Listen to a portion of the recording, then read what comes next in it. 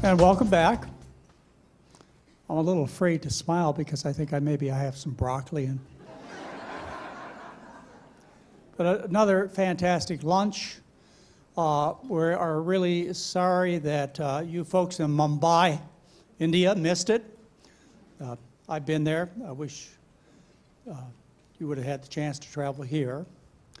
Lunch was fantastic. I have no doubt it would have been enjoyed all over the world. Would you think? Yeah, sure. But it wasn't my favorite food.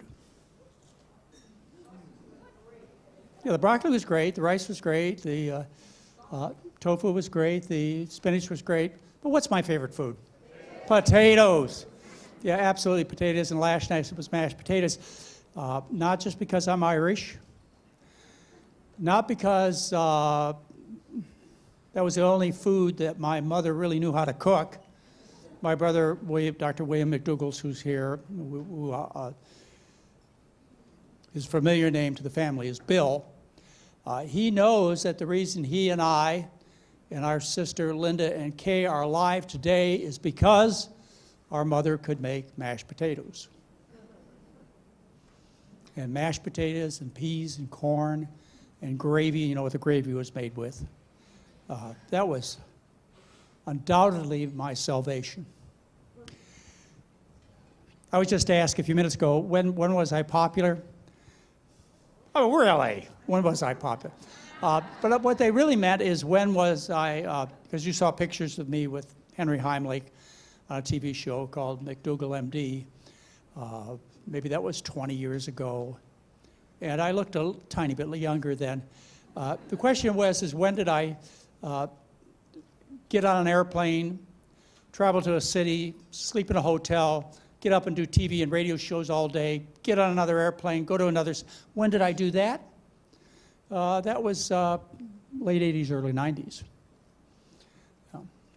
So I've been at this, I told you, I've been a doctor for half a century, and I've been at this for 40 years. But, and that's really the question, when will I become popular? Probably never, I hope not.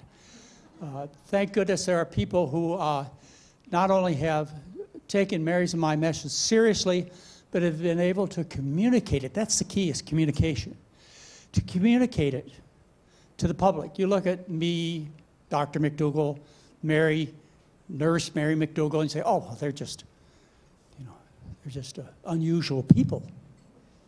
But what if a common everyday person could take this message and do it and save himself, his family, and so on? And you said, this person is, he's just kind of like me, same kind of background, didn't go to medical school, et cetera. You say, what if that person could do this, then maybe I could. And that's where communication comes in, and that's where our next speaker and so many other people, men and women around the world, have taken what I've learned, what I've learned from my mentors, and I've mentioned them, and they do deserve many mentions, such as Nathan Pritikin, Dennis Burkett, Roy Swank, and Walter Kempner. In my footsteps, and those of Dr. Ornish and Dr. Bernard, and Esselstyn and Campbell, and so on, in our shadows, and believe me, life is passing, there's a great army of men and women out there who picked up this message from whatever point of view that they can tell it. Either kind of like get in your face like I do, or kind of like Mary does. Look at me, it works for me. In whatever way they could do it, they have taken this very simple message and shared it with the public. And that's why it's a great honor for me to introduce you one of the best communicators that I've met in the last 2 years. Andrew Traylor, all the way from Australia. Welcome, Mr. Spud Fit Guy. It's all yours.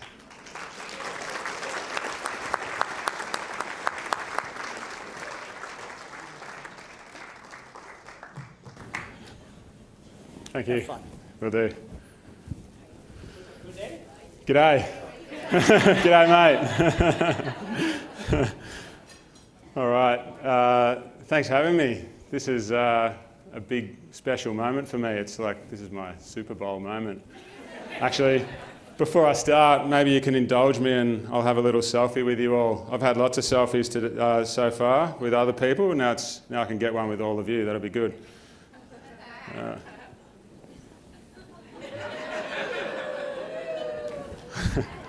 All right, let's do it. Okay, so everyone knows, I think, that last year I ate only Spuds for the whole year.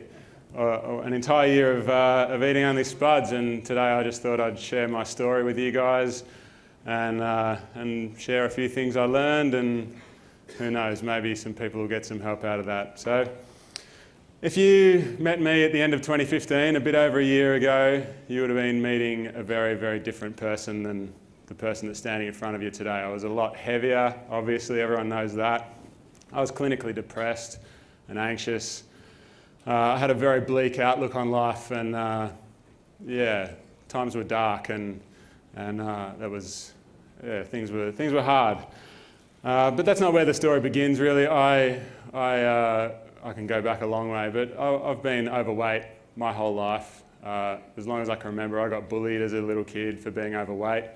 Luckily, it didn't get too bad because I was always bigger and stronger than everyone around. So, but sorry, that was it still wasn't fun. Fast forward into my teenage years, and I was always into sport. All through my life, I played Australian rules football and basketball, and I did swimming and life saving and all sorts of things. I was very active, but I was always overweight. And into my teenage years, I became an elite marathon kayaker, and I won Australian championships, and I set records that still stand. But even during that time, I was training 4 hours plus per day, and I was still 5 to 10 kilos overweight all the time. So that's 10 to 20 pounds overweight.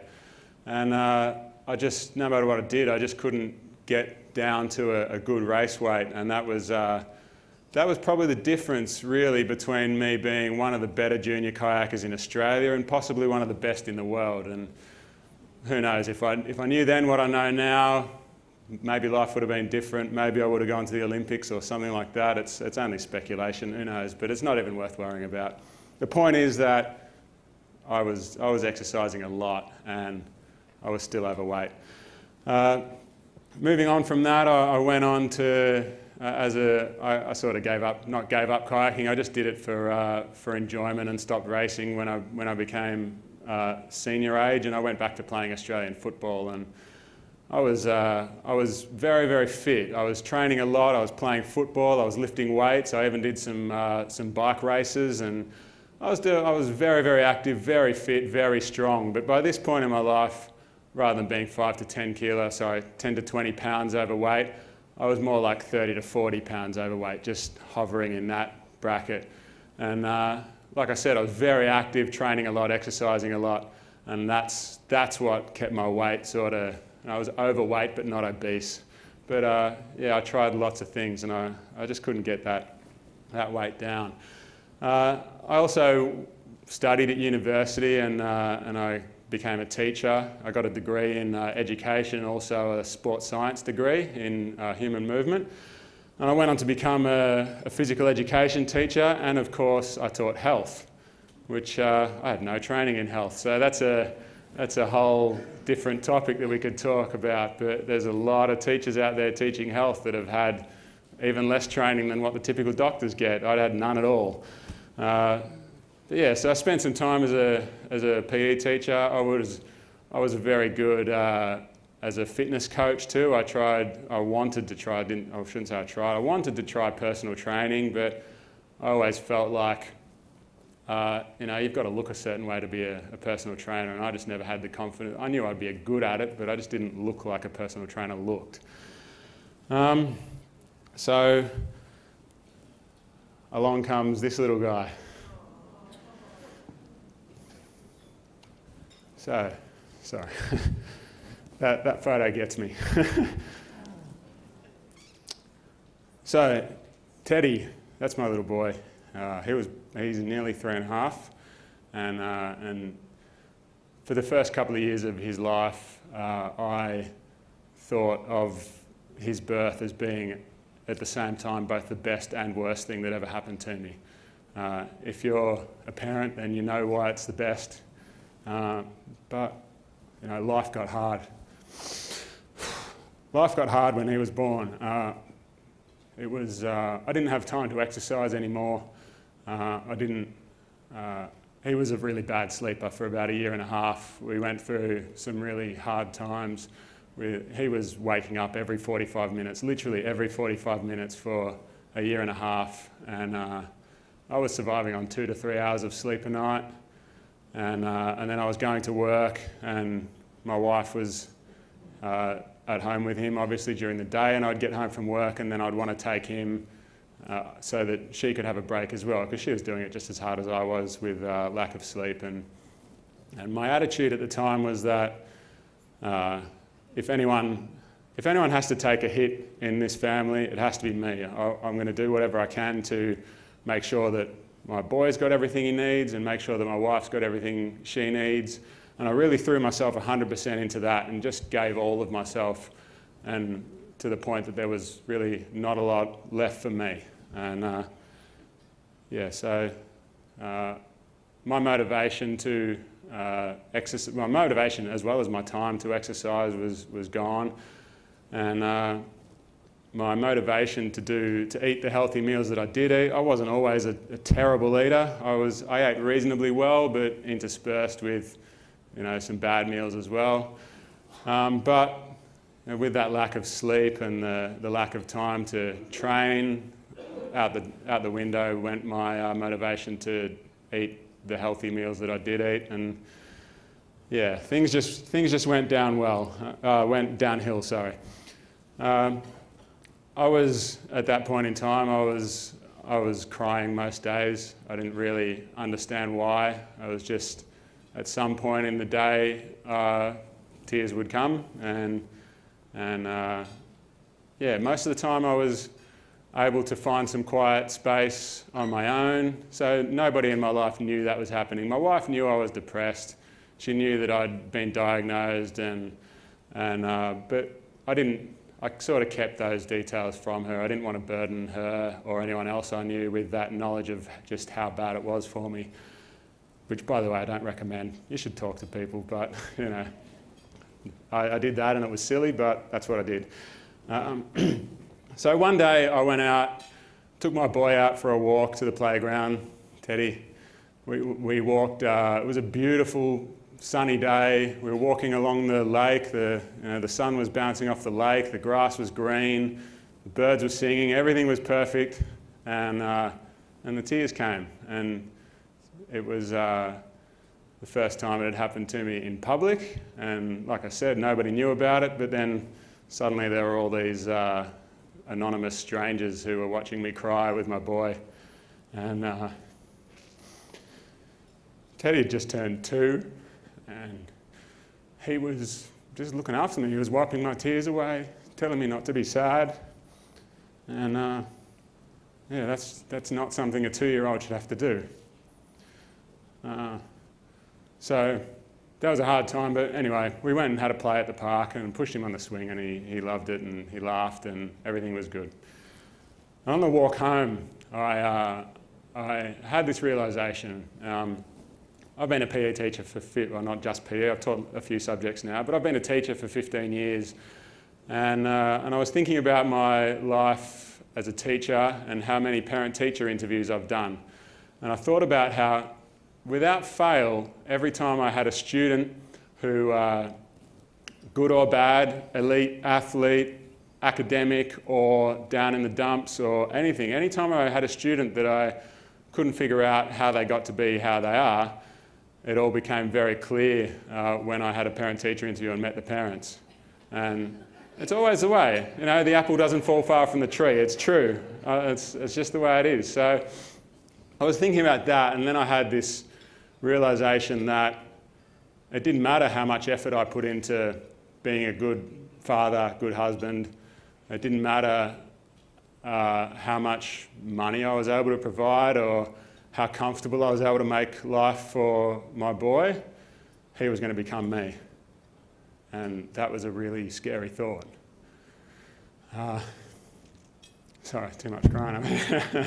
So it was really a genuinely scary thought. The last thing I wanted for my boy was for him to grow up and be a big, fat, depressed, hopeless mess.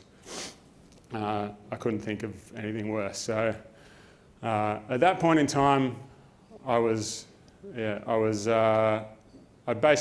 have a lot of hope for myself in the future. I basically thought I was stuck with depression, and there wasn't a lot I could do about it. I didn't know how to do anything about depression, but I knew that I needed to change something. I thought, okay, my boy's probably going to grow up and be depressed like his old man, but maybe I can find a way to lose weight. And then if I lost weight, at least he would be a skinny depressed guy instead of a fat depressed guy. So I decided to try and lose weight. Now, over the course of the rest of my life, I've tried every diet you can think of. So I've tried, Weight Watchers. I've tried these diets where you've got to count points and add up points, count calories, weigh your food. I've tried paleo diet. I've tried Atkins. I've tried raw diets. I've tried juicing. I've tried the soup diet. You name it. I've tried it all. And I was successful for a period of time, would lose weight and then put it back on. But I hadn't cracked the code yet. I didn't know what to do, but I thought, I've got to do something. I have to do something to make sure that it was all about my boy. Like I said, just didn't want him to end up in that situation. So I decided, well, let's try again. So I came up with a plan. My plan was that I was going to have green smoothies every morning for breakfast. I was going to get up at 5 a.m, do my training, get out, go for a ride or something like that. And green smoothies for breakfast, salad for lunch, something healthy for dinner. So I got started on that. I went for the first week. Everything was good. I was scared of the scale, so I didn't know how much I weighed at that point in time, but I was a lot bigger than I am now. And the first week was good. I got up every morning at 5 a.m. I did my training sessions. They were hard, and I wasn't fit, but I soldiered on and I got through my training sessions. I had my green smoothie in the morning. I took my salad to work and ate it while everyone else was having birthday cake, and I cursed the world, but I sat and ate my salad. And I got through the week, and then second week, same thing. I started to notice that my pants were getting a little bit looser, and exercising, getting up in the morning was getting easier, and eating my salads was getting easier, and progressed on. Week 3, started to feel like I was getting fit. I was able to work a bit harder through the training session. I didn't have to stop and rest all the time. And still powering on with my smoothies, hadn't made a single mistake. Eating my salads at lunch while everyone was eating their birthday cakes, I could do that. It was not such a problem. Week 4, started to feel really fit. Things are going really well, and I could actually train through a whole session, and still green smoothies, salads, hadn't made a single mistake. End of a month comes, and I'm thinking, this is really good. I've done a month. I was still feeling depressed. That hadn't lifted, but there was a light at the end of the tunnel. I felt like things weren't as bad. They were slow. They were still pretty bad, but maybe I could do something about it after all. But anyway, end of a month comes. I think I've done really well for a month. I think I deserve a reward. I think it's, a lot of people agree. A lot of people have been through that, I can tell. So, time for a slice of pizza. Tonight I'll just have one slice of pizza, and I'll get back on my diet tomorrow. It's been a month. I've done well. What's one slice of pizza in a month? I can do that. That's okay. So I did that. I ordered a pizza. I had a slice of pizza. It was amazing. It was an incredible experience. It was the best slice of pizza I've ever had. And so I did that, and then I put the pizza down and went and sat on the couch to watch a movie, and the pizza box was just over there on the kitchen bench, just in the corner of my eye. And I sat for about half an hour, and I thought, maybe, what's 2 slices of pizza in a month?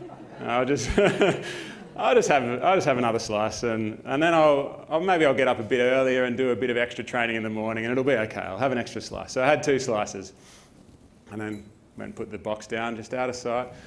And yeah, a little while later, maybe halfway through the movie, I thought, well, if I'm going to get back on my diet tomorrow, I don't want any temptation around in the house. I gotta, I don't want this pizza around, but I can't throw it in the bin because there are kids starving in Africa, I can't throw it in the bin, so I'll just eat it and I'll do a really good training session in the morning, back on the diet. Okay, so I did that. I ate the pizza. Of course I ate the pizza. And then, by the time that was done, I was sitting on the couch and I thought, well, I've done that now. I may as well have some ice cream to go with it. So I had some ice cream and I had another litre of soft drink or something to wash it down as well. And yeah, that was that. So that was not a good time. And then the next day, I went and I remember in the afternoon, I was feeling really depressed with myself. Of course, I didn't get up and do my training session. I didn't have my green smoothie for breakfast. And I didn't have my salad for lunch. And I had no plans of having any sort of healthy dinner. And I was just sitting on the couch, just feeling depressed and sorry for myself. And just, why can't I do this moderation thing? Everyone else seems to be able to just have one slice of pizza and leave it. But why can't I do this? No matter how many times I've tried, I failed every time over my life. And I was feeling pretty depressed, and the cricket was on the TV. And I don't know if everyone know what cricket is. It's a sport. It's a bit like baseball, but not really. So I went and got a beer from the fridge, and I thought maybe a beer will help improve my mood. So I sat on the couch, cracked open a beer, and as I took my first sip, I just suddenly had this realization that the way I was treating food was the way an alcoholic would treat this drink that was in my hand. And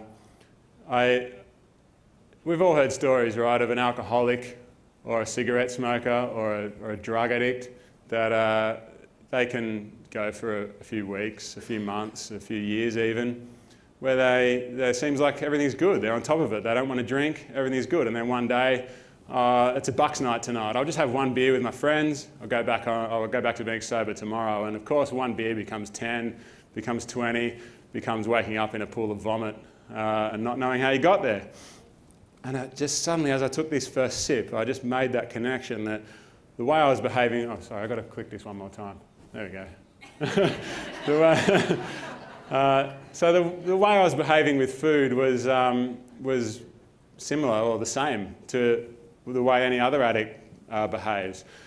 And I started, in my warped mind, thinking, geez, wouldn't it be easy if I was a drug addict? Or wouldn't it be so much better to be an alcoholic than a food addict? Because then at least you can quit, but you can't quit food. And so that made me even more miserable, because I was thinking, I've got this addiction and I can't even quit it. There's nothing I can do about it.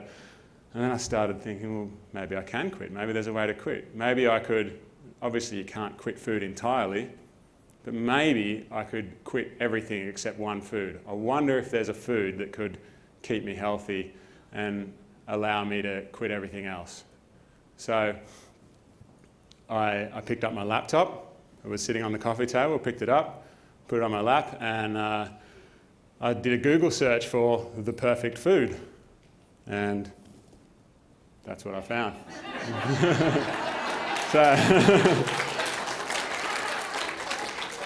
So I owe a lot to Dr John McDougall, and of course that's Jeff Nelson from VegSauce made that video and put it on his YouTube channel. I watched that video, 4 minutes, 17 seconds. As you can see, you wouldn't believe how much important and useful information about potatoes is packed into that video. I learned a lot from that video, and it sent me down the rabbit hole of research. Dr McDougall in that video talks about the history of potatoes, talks about how the Aztecs and Inca people ate a lot of potatoes and learned how to freeze dry them. He talks about the diet of the Irish, and he talks a lot about nutrition in potatoes too. So I watched that and I did a lot more research.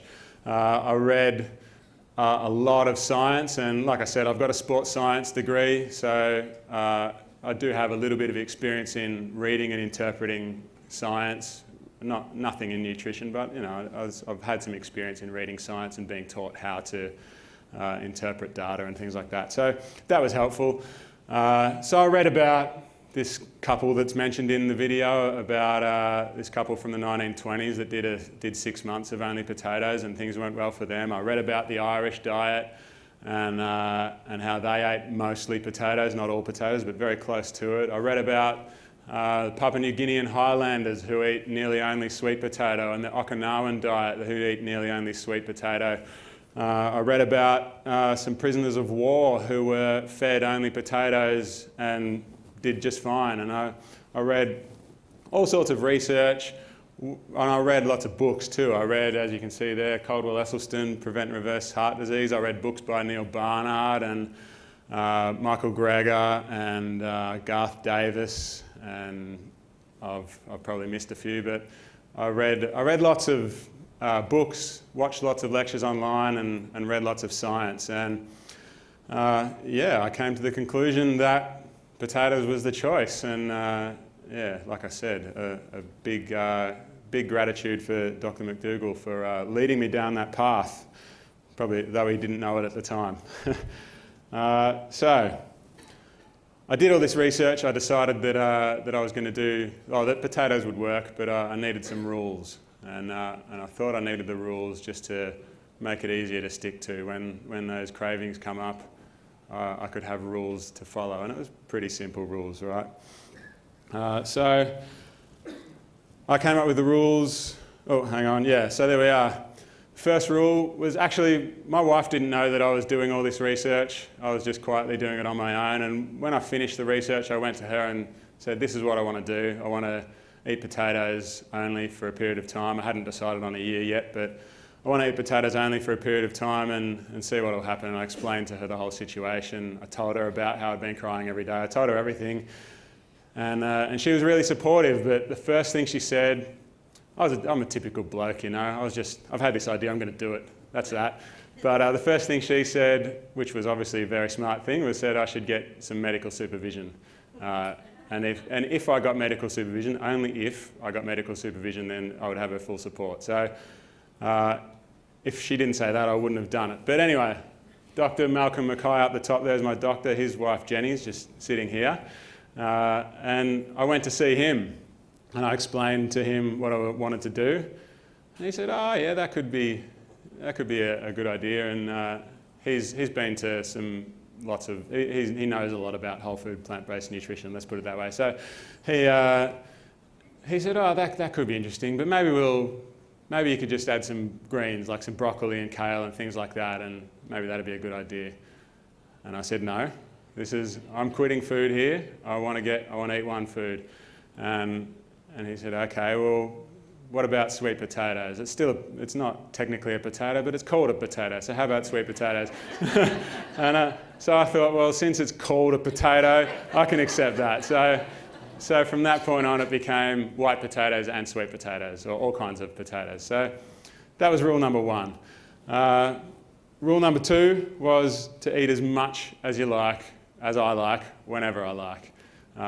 Nothing to do with hunger, or I'm not eating when I'm hungry, or whatever. It's just if I feel like eating, even if it's just because I'm bored, just eat. Eat as much as I feel like, whenever I feel like.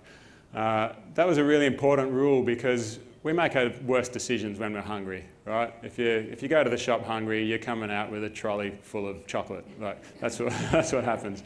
So eat as much as you like, as often as you like. That was an important rule. Obviously, only potatoes. And it was also important for me to realise that wanting to eat a lot it's not necessarily a problem. You're not broken if you want to eat a lot. That just means that you've got a body that wants a lot of fuel. And I also had this thought that, maybe the people that like me that want to eat a lot, maybe they're actually perfect. Maybe the person who wants to eat a lot, go back in time, might have had a better chance of survival. The person that really wants to eat a lot, when nature's providing lots of fruit and vegetables and potatoes and whatever, if you want to eat a lot, you can eat more than the average person, then you're able to store fat better and maybe you're more likely to survive when the drought comes. And I had this weird thought that imagine if back in those days, if I was a hunter-gatherer and I discovered a donut tree in the desert. I thought, me or someone like me would be really good at finding more donut trees and would be really good at learning how to make them grow and learning when they're in season and all of those sorts of things. And if we were really good at that, then that would increase our chances of survival because it would mean that we've got more fat stored to get us through the drought times. But of course, the drought times don't happen now. Donut trees are in season all year long. So the third rule was that at the time when I came up with this, I didn't actually think I could do it. I thought it was an impossible task, but it was something that I wanted to try.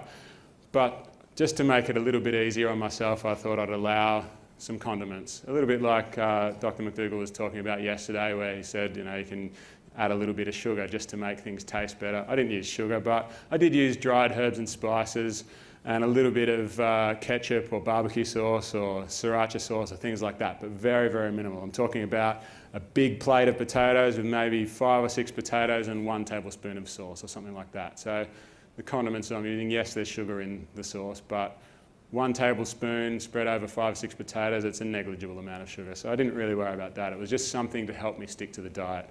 I do think that's I do think that's not impossible, important, and which is why I liked what Dr. McDougall said about adding sugar to his oats. So, they were my rules. That's what I looked like before I started. You're looking at a very sad bloke there. I think you can probably see in my face. This belt was, if I put on 1 more kilo, I probably wouldn't have been able to get this belt on anymore. So that's why I wear this belt hanging out, by the way. It's just a reminder to me. If I look in the mirror or something, I see that hanging and it makes me remember. So at this point, this was day 1, by the way. So rewind a few days. Obviously, I told you about my depression, but my original plan was that I would do maybe 2 months. I thought 2 months would probably be a good amount of time to do potatoes only and reset the way my brain worked. And but yeah, my research that I talked about, that all finished about 3 days before New Year's Day. And anyone who's ever done a diet before knows that your diet doesn't start till Monday, right? So 3 days until New Year's Day. That was my Monday. I thought, well, I'll just wait 3 days and I'll start it on New Year's Day. Seems like a good time to start. So that's what I did. And in that 3 days that I was waiting, for somewhere, I don't know where, this idea came into my head that maybe I could do a whole year. I got no justification for this, by the way. I just thought, maybe I could do a whole year. That's a pretty crazy thing to do. It's a pretty weird thing to do, but yeah, for some reason it grabbed me, and I thought about it for a few days, and is it possible? I don't know if I could do it. And in the end, I thought the only failure in life is in not trying, really. And if I did try it and I didn't do it, what's the worst that could happen? The worst that could have happened if I failed was that my life would be exactly the same as it was. So nothing to lose, literally nothing to lose except weight. So I just decided I'd give it a try, and maybe I'd make it, maybe I wouldn't, but at least I'd give it a try.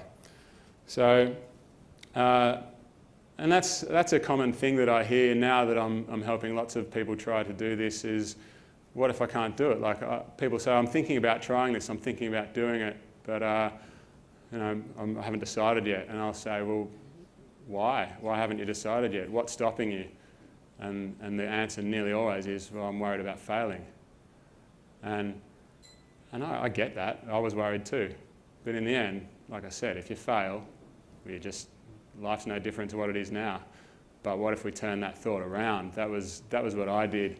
Let's flip that thought around and stop thinking about what if I fail, because you know the answer already. But the real question is, what if I succeed?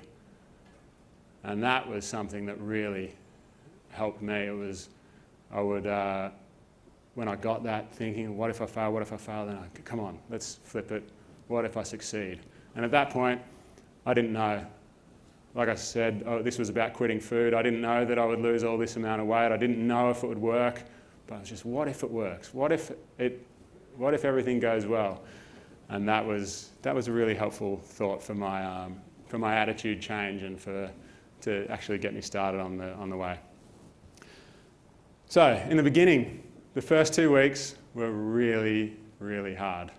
It was I was battling with cravings. I was battling with my demons, and I had some detox sort of issues. I say detox. I'm not really sure I like the word detox. I like to call it adjustment.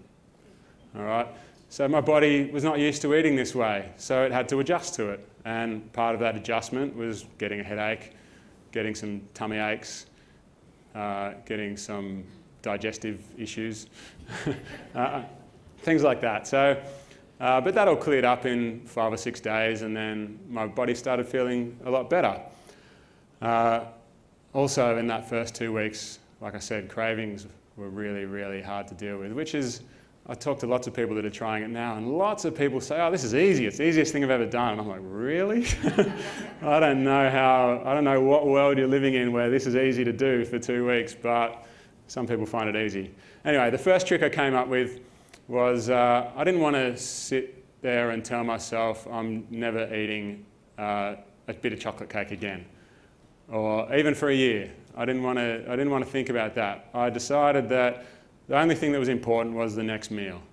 And when I was driving home from work and saw McDonald's, pulled into the car park and ready to go and get some food from McDonald's, the first thing I had to do was get out my box of potatoes that I always had with me, and I would sit in the car and think, I'm going to go and get McDonald's, but first I'm going to eat this box of potatoes. It was a big box of potatoes. All right? First thing I got to do is eat the potatoes. Once I do that, I can do whatever I like. And without fail, every time, if I just forced myself to sit and eat the potatoes until I was full, then suddenly I didn't want McDonald's anymore, or I didn't want cake anymore, or chocolate, or whatever it was.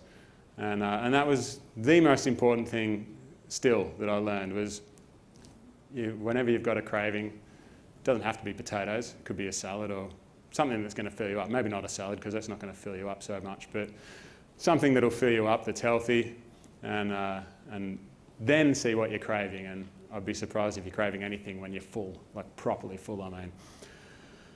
Who's seen The Matrix? Yeah, does anyone remember this scene? So there's a scene, so I'm just going to have a drink. So Neo's the star of the movie, and he gets in a car with a few people that want to take him to do some things. And he sits down, and straight away the guy in the front seat turns around and pulls a gun on him. The other guy gets this machine out and sticks it on his guts and wants to pull a bug out of him or something, and he freaks out. And he's like, stop the car, I'm done, I'm getting out. And then the camera looks down this road. This is a screenshot from the film. The camera looks down this road, and he goes to get out of the car, and Trinity grabs his hand, and she says, trust me. He turns around and says, why? She says, because you've been down that road before. You know where it leads, and I know that's not where you want to be. And I replayed that scene in my head many, many times.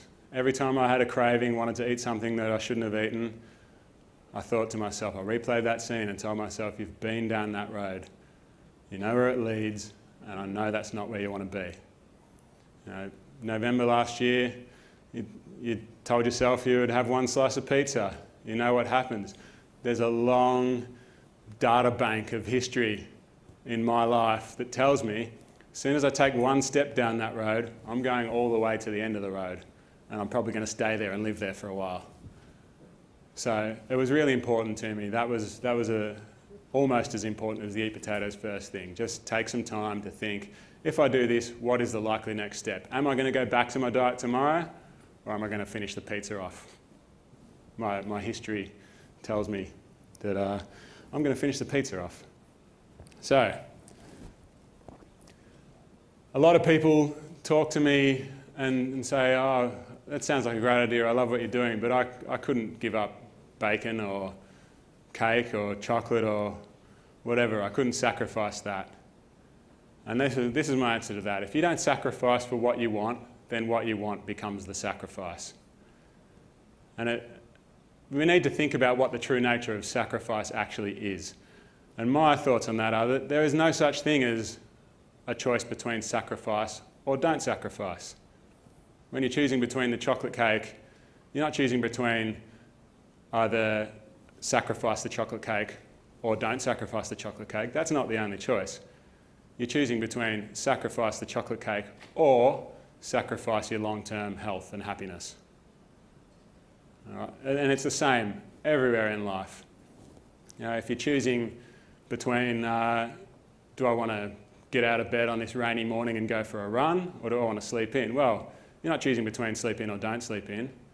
You're choosing between sleep in, or sacrifice your sleep in, or sacrifice your fitness goals. It's always one or the other. So that's it. That was an important thing to get in my head too. It's not sacrifice. Just to remember the true nature of sacrifice, that it's never just sacrifice or don't. This is another important lesson. We've all had these little internal debates where, you know, there's a bit of chocolate cake. I keep coming back to chocolate cake. Can you tell that might have been a weakness? So you might be at work, someone's birthday, someone's brought in some cake, and you're sitting there, and this devil pops up on your shoulder. One slice won't hurt. That's okay. Have a slice, and everything's going to be okay. And then there's the angel on the other shoulder saying, I don't know, maybe this is a bad idea. The devil's got this big loud voice though. Have a go, eat some cake, it's going to be okay. And it was important for me to realise that devil on the shoulder that's telling me it's okay to have a slice of pizza or a piece of cake does not have my best interests at heart. This is not, these cravings, this devil on my shoulder is not telling me something that's good for me. He never does. This is a junkie sitting on my shoulder who wants to get a fix. That's all it is. He's not, oh, maybe you should have some cheesecake because there's calcium in cheese and you need calcium. He's got nothing helpful to say, and he doesn't care about my health or my happiness or my long-term goals. He just wants his fix. He's like a used car salesman. He doesn't care if he sells you a lemon and you have to spend all of your money on trying to keep it fixed. He just wants you to buy the car and give him the money. Or he's like a slimy bastard lawyer who just, he doesn't care about justice or what's right. He just wants to win the case. He wants to find a loophole in your arguments, and he wants to drive a wedge into that little crack in the door and bust it open and push you through the door. Does not have your long-term health or best interests at heart in any way. So it's really important for me to understand that, so that when he pops up on my shoulder and starts talking in my ear about what I should be doing next, I can go, stop it. You know, I know what you're trying to do, and it's not going to work. So,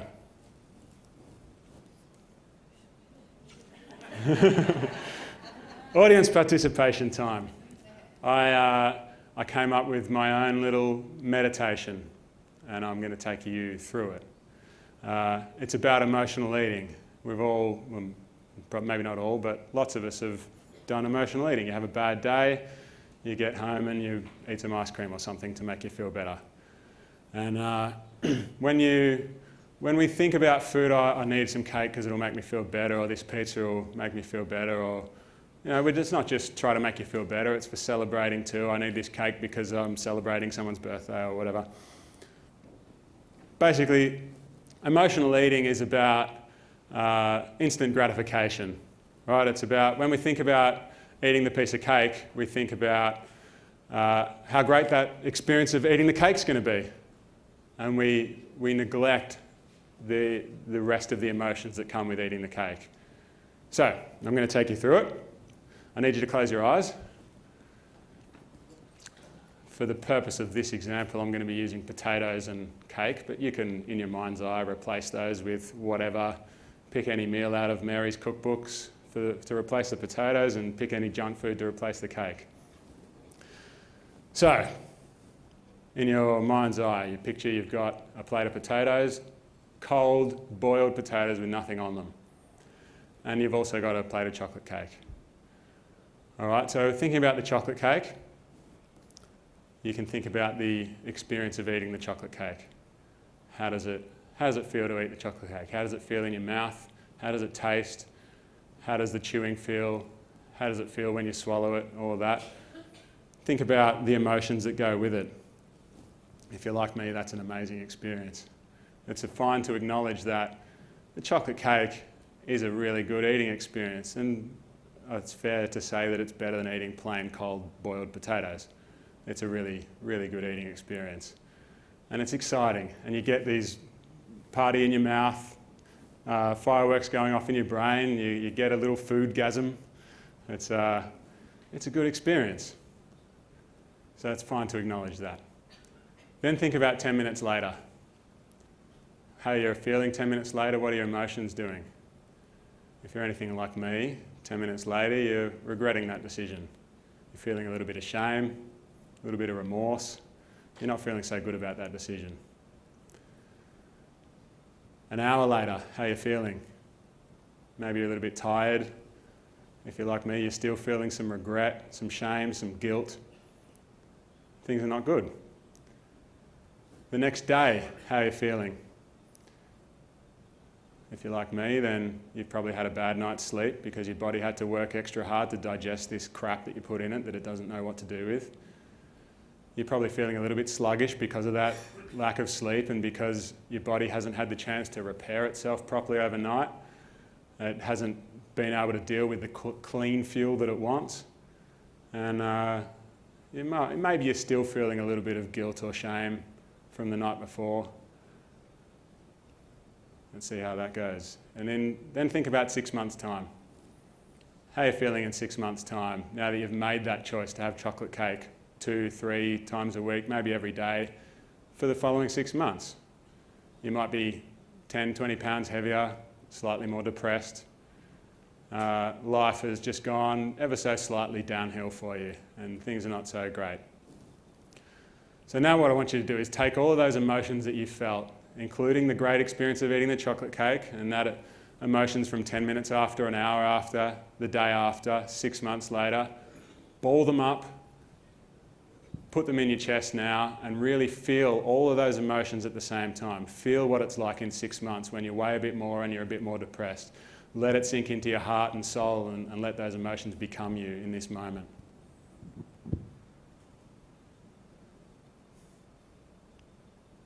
All right, changing focus now to the potatoes. Think about the eating experience of the potatoes. How does it feel to chew and swallow the potatoes, and how do your emotions cope with it? It's fair to say that it's not as exciting as eating the cake. We can admit that. The cake wins every time. Potatoes are just whatever. They're boring. They're not bad, but they're not super exciting either. It's just you're just eating. Who cares? But how are you feeling 10 minutes later? If you're like me, you're proud of yourself. You chose potatoes when you could have had cake. Chest puffed out a little bit.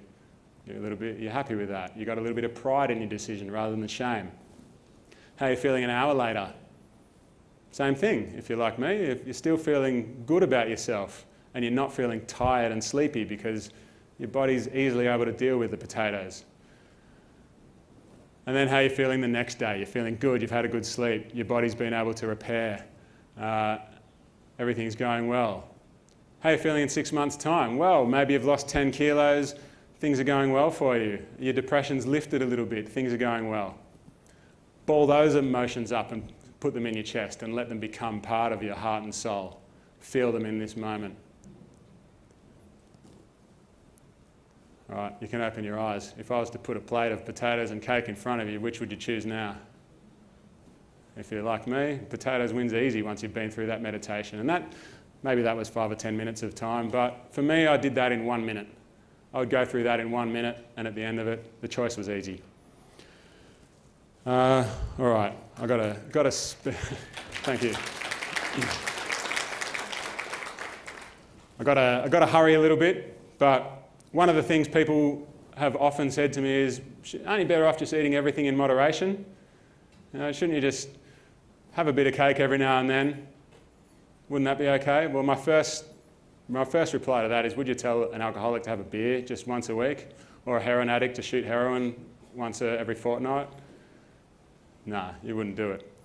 My other thought is that every successful person, every super successful person in human history, as far as I'm aware, has shunned moderation. Mozart, up in the top corner there, he didn't play piano in moderation. Roger Federer didn't play tennis in moderation. J.K. Rowling didn't practice writing in moderation, and Michael Jordan didn't play basketball in moderation. All of these people on the board here, moderation is not their thing. Tiger Woods didn't play golf twice a week and become the best player, one of the best players in history. All right? If you practice moderation, it will lead to mediocrity. Moderation leads to mediocrity. That's how it works. If you want to be the healthiest that you can possibly be, moderation won't get you there. It's that simple. If you want to be the healthiest that you can possibly be, forget about moderation. It's not the key to anything except for mediocrity. One of the other benefits that I had from this was the simplicity of it. Mary last night talked about how simply she likes to eat, and I can really relate to that. Every diet that I've ever tried in the past made me obsessed with food. You had to spend all of your time counting calories, counting points, weighing your food, planning your meals, shopping, all of this stuff. It made me obsessed over food. But the beautiful thing about this is that your decisions are all made for however long you want to do it. And that was the way it worked for me. My decisions on eating were made a year in advance. How good is that? I don't have to think about it anymore. Now, we've only got a limited number of effective decisions we can make in a day. This is called decision fatigue. All right, so if you spend all day trying to decide what you're going to eat, you're wasting decisions. You could be using those decisions for things that actually matter. So the reason I've got Einstein and Steve Jobs up there is that those guys took advantage of decision fatigue in a different way. Both of them wore the same clothes every day. So they took out the decision of what to wear each day, and it helped them become really successful people. And for me, getting rid of that decision of what to eat also helped. All right, moving along. So, beginning of February, my story got out. In the beginning, I wasn't going to share this with anyone, but my wife said it would be a good idea to write a journal so I can go back and read it at the end of the year. And I've tried journaling lots of times, and I've failed at that just as well as I've failed at dieting. So she said, maybe you could get your phone out each day and just video yourself talking to your phone. Well, that's a good idea, but where would I store it? So she said, YouTube. All right, so I did YouTube, but I didn't tell anyone about it. And long story short, in the beginning of February, a reporter somehow found me and rang me up. I did an interview over the phone, and he published it that afternoon. It was a Sunday afternoon. And I thought, that's pretty funny and interesting, but didn't really think much about it. And then the next morning, I woke up to 400 emails in my inbox from all around the world, TV shows, radio stations, websites, everything. It was a really crazy morning. And for the next 2 weeks, I barely slept a wink. I was awake all night. I went on the Doctor's TV show. You can see the top right corner there, which Dr McDougall kindly joined me on the show. They emailed me and said, would you like to come on the show? And I wrote back, I've seen what you've done with other people that do weird diets. And I'll tell you, I'll make a deal. I'll come on the show if I can have someone to back me up. And they said, who would you like? And I thought, well, crazy, but who knows? Maybe it'll work. Try and get Dr McDougall on the show. And then they wrote back the next day and said, he's agreed. And I was like, what? I just couldn't believe it. So yeah, that was a pretty cool moment. Of course, going viral meant that I got a lot of media criticism. I had experts saying all sorts of things, like I was going to get a protein deficiency, I was going to get sick and if I continued on for the whole year, I might die. Protein, fat, carbs, iron, calcium, they were all things that I was supposedly going to get deficient in. My favourite ones were vitamin C deficiency. I was going to get scurvy. Vitamin C, I think my diet was like 400% of daily required vitamin C. Potatoes are awesome for vitamin C, but my favourite of all of them was that this particular diet media expert said I might get bowel cancer from a lack of fibre, would you believe? Potatoes are great for fibre. And anyway, because of this experience, I probably have similar thoughts to what Dr McDougall does about dietitians and nutritionists and doctors in general. Obviously, there are some great people that doing those jobs, but yeah, it boggles the mind. And it was interesting to see how the criticism evolved over the year. Once I got past a few months and it was clear that I was healthy, then they started attacking other things like diets should be enjoyable, and this is not enjoyable. But we'll talk more about that later. So, balanced diet. This is another criticism. Shouldn't you eat a balanced diet? Shouldn't you eat a balanced diet all the time? And that made me think, why do we even have this term, a balanced diet? Why do we even talk about it at all? And that is because, to me, it seems like the population is unhealthy. Experts need this term, a balanced diet, to try to tell everyone how to eat what they call a healthy diet. It should be balanced. But what does it mean?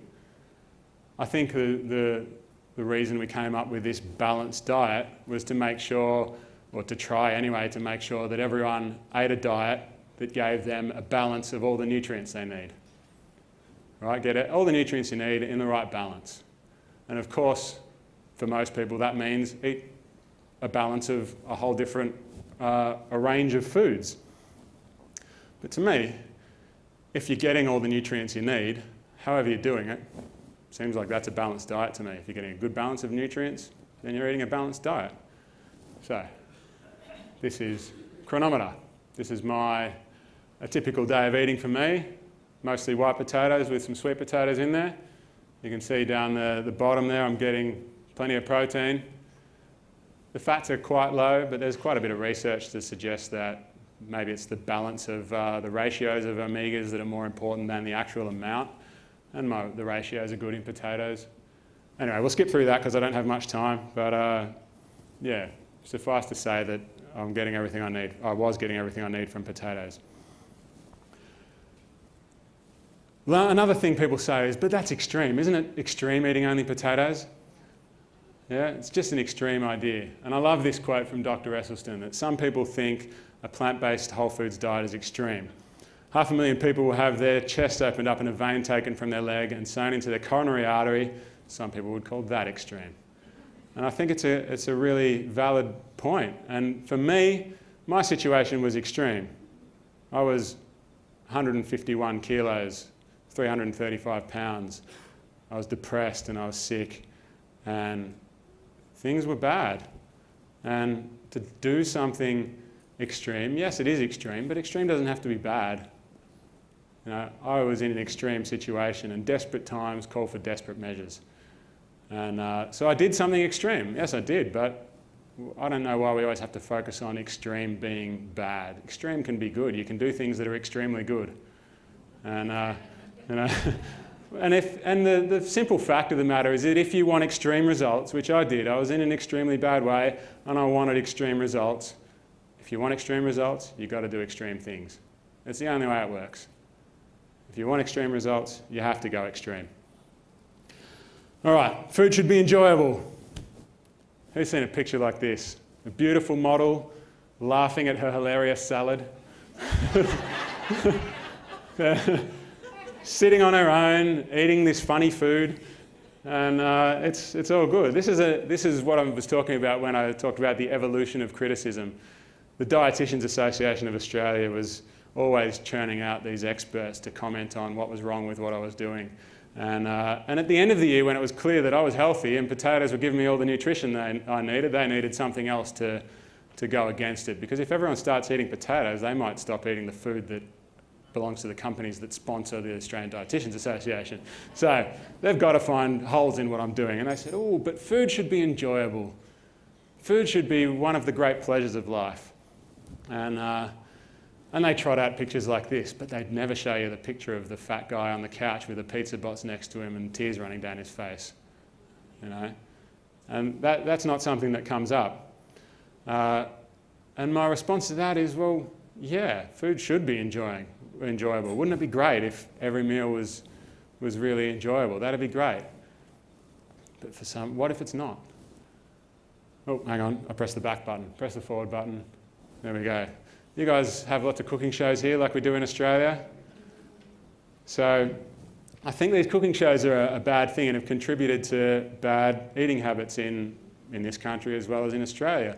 We see these cooking shows and we get this idea that every meal we have should be this amazing experience of gastronomic splendour. We should be having foodgasms with every morsel of food that we eat. We should, you know, it's led to this thing that I read about called deliciosa nervosa. And that's how it sounds. Every meal should be this amazing experience. So, my response to that is that it's a very fine line between pleasure and pain. If you can eat that way, eat this incredible food for every meal and eat in moderation and be healthy, good for you. I'm happy for you. I genuinely am.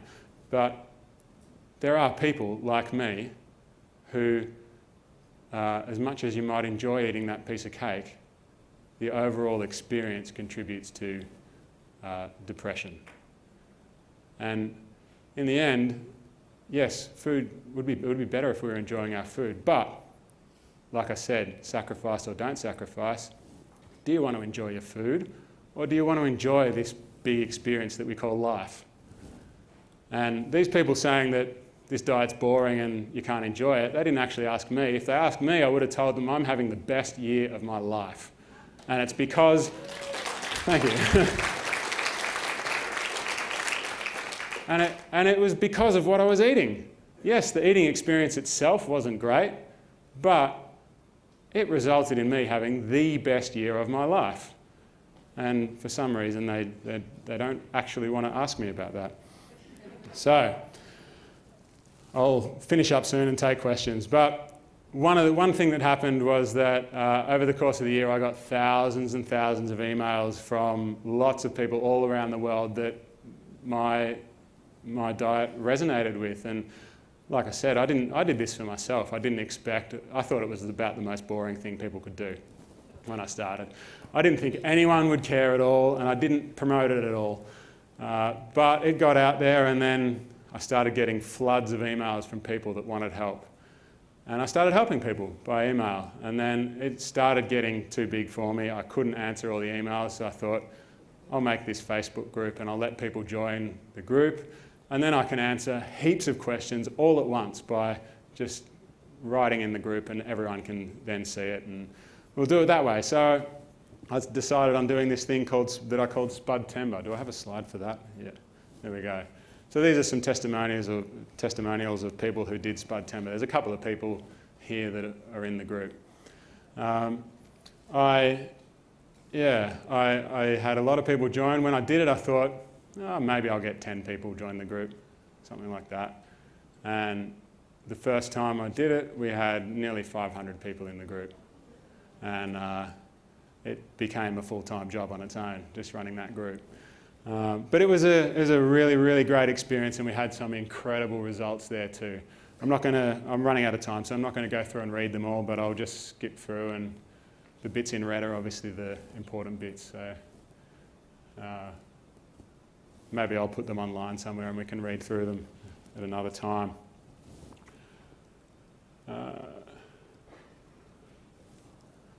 So a lot of good results there, and yeah, on to me. Back to me, everyone. So my health changed, obviously. I slept better. Within these things all happened, well, most of them happened within 2 weeks. I was sleeping better. I had joint pain from old football injuries. I played football for years, and I was dealing with not not terrible, but minor joint pain for the past decade, and that was gone in 2 weeks.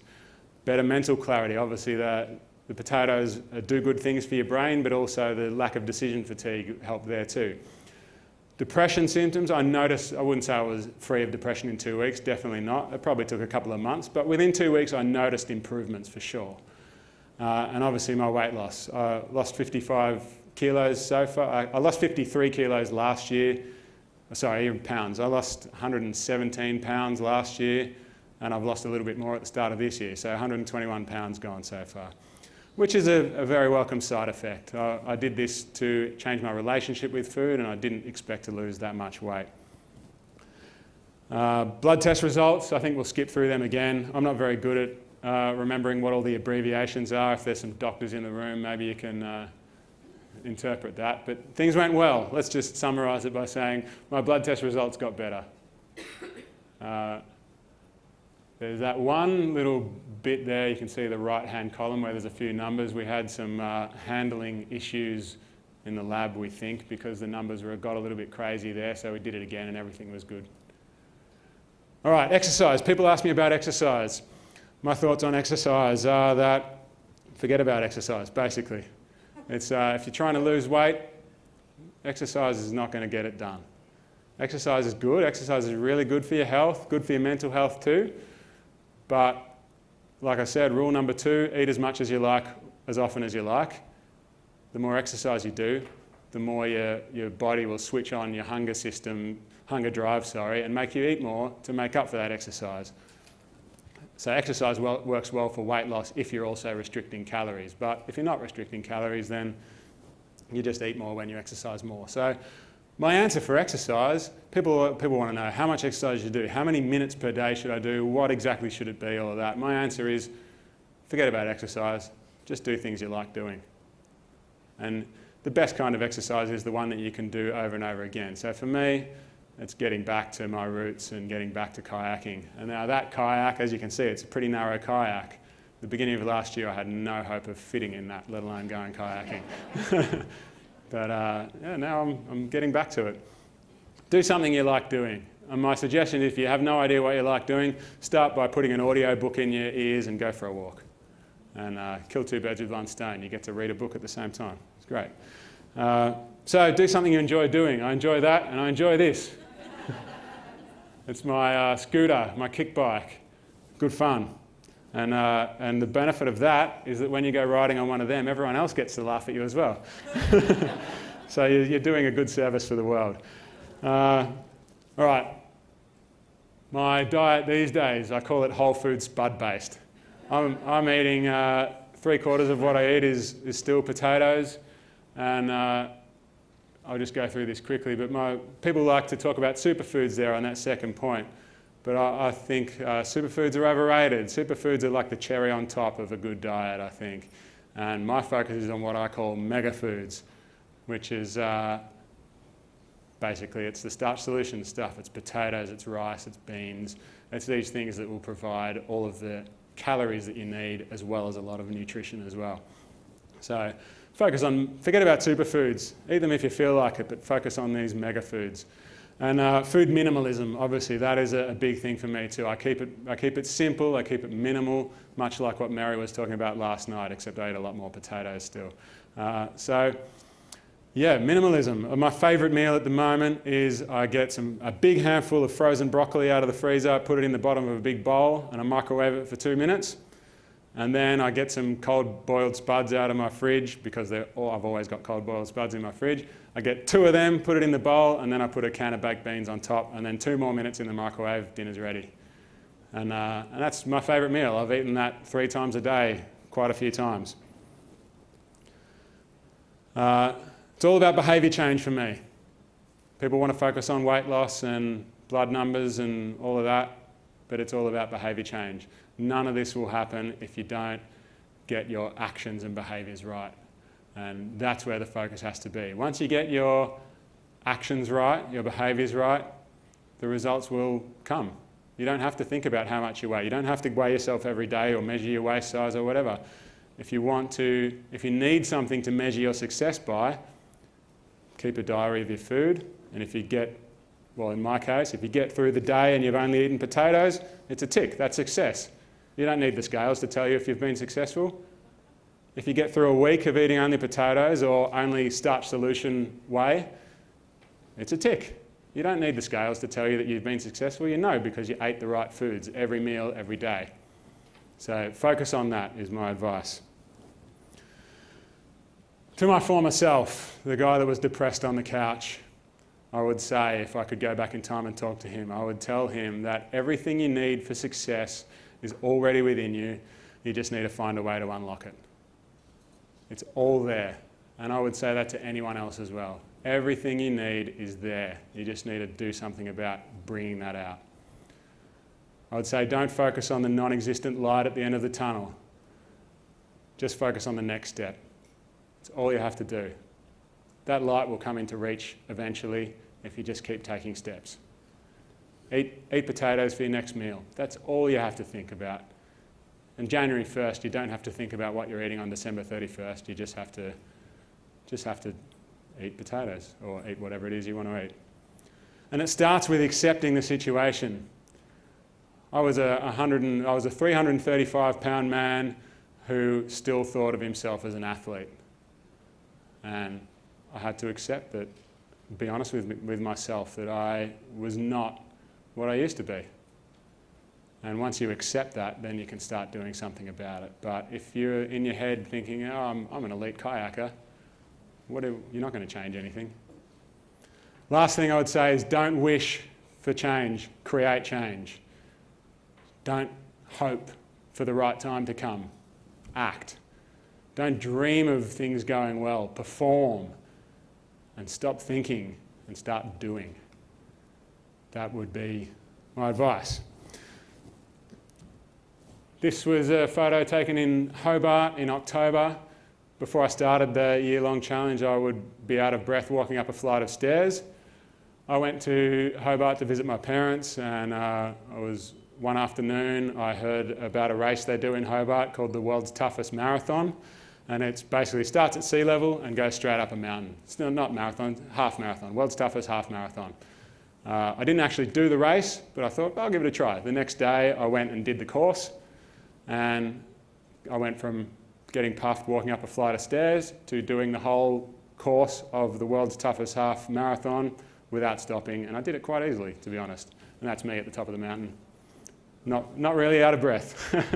So I'm no one special. The point of showing this photo is that I'm no one special. I couldn't walk up a flight of steps, and if you apply yourself and you eat well, then you could do that too. Last one.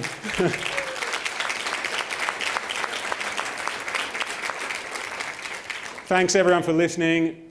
Biggest thanks of all go to my wife, who couldn't have been a better support. And my boy, Teddy. Teddy actually took this photo. He pressed the timer and then ran and jumped on us.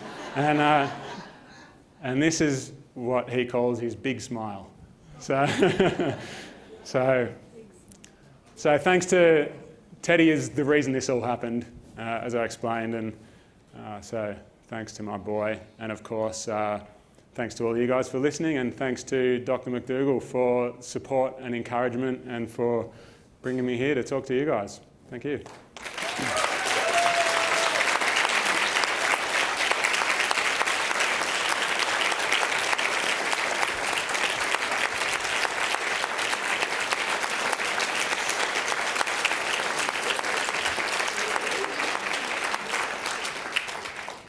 Thank you so much. That was great. So I think I went a little bit over time, but that's okay. Yeah. We've got some time. Okay. Any questions? I know my dad has some, if you don't.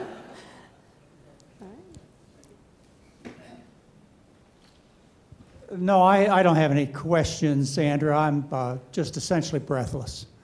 Thank you. Thank you very much. Thank you. As I say, one of the greatest communicators over the last 2 years. Wouldn't you agree? Absolutely. Thank you. Thank you very much. We